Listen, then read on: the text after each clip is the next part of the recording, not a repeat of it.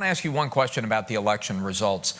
Very close election, but striking the demographic divides that it revealed about the country. The Republican voters, frankly, look a lot like us.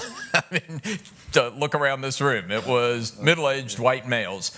The Democratic voters, overwhelming majorities among Latinos, among Asians, among African Americans, among young people, among unmarried women. What does that mean? What does that say about the country? Is that a good thing? Is it something we should be worried about? It says we got to do a better job. Your Republicans, party. We've got to reach out more to young women, and there's no reason why we can't get a better vote in the Hispanic community and in the Asian community. You maybe have to accept the fact that rape is not a good campaign issue. That's not a good thing. Right. I mean, my buddy, former governor of Mississippi, said we lost seats in the Senate because we had, I'm cleaning it up, we had crappy candidates. That hurts. So one of the most interesting numbers to me, maybe not surprisingly, in the exit polls, was that President Obama defeated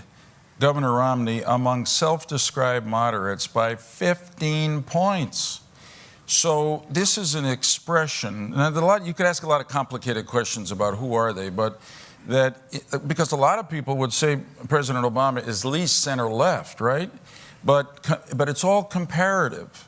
And compared to Governor Romney, and I think really the Republican Party, including those statements that Akin and Murdoch made, seemed like they were far off from the center. Yeah. And I also think, so I'm an independent, I can give advice to both parties. And they don't have to take it. Yeah, right, and they don't have to take it.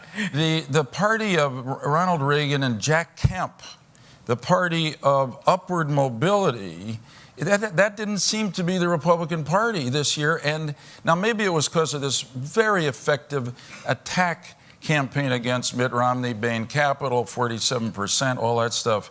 But I think Hispanics and Asians, and a lot of women, didn't vote for the Republican Party, not just if you're Hispanic because you think they're anti-immigrant, but because it didn't seem like the kind of party that was going to create a country in which you were going to have a chance to rise. It seemed, by their own statement and really also by the definition Democrats gave them, as a more exclusive club. And, and if Republicans don't change that, their future is... I think Paul Ryan could have helped with that if he'd have been allowed to be out there a little bit more. I mean, he was a Jack Kemp disciple. I mean, I think it's remarkable that we could re-elect an African-American president with the name of Barack Hussein Obama at a time when you had almost 9% unemployment and the country was suffering economically. Now, that tells you something about who he was running against.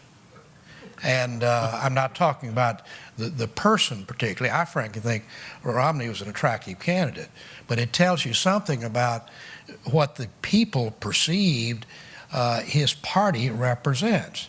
And I think he was partially defined in the Republican primaries. I don't think he ever really fully recovered from the damage that some of it self-inflicted, that when he was moving so far to the right, when he got to the general election, he couldn't erase that. But he didn't have any choice, did he? That's right. He didn't have any choice. The primary system forces you. Well, we saw what John Huntsman did. He was the moderate. He didn't even get out of the He was humping around 2%. He may have pushed towards 3%. So there's something basic, I think, going on in the Republican Party that's unhealthy for the country. I mean, Trent Lott.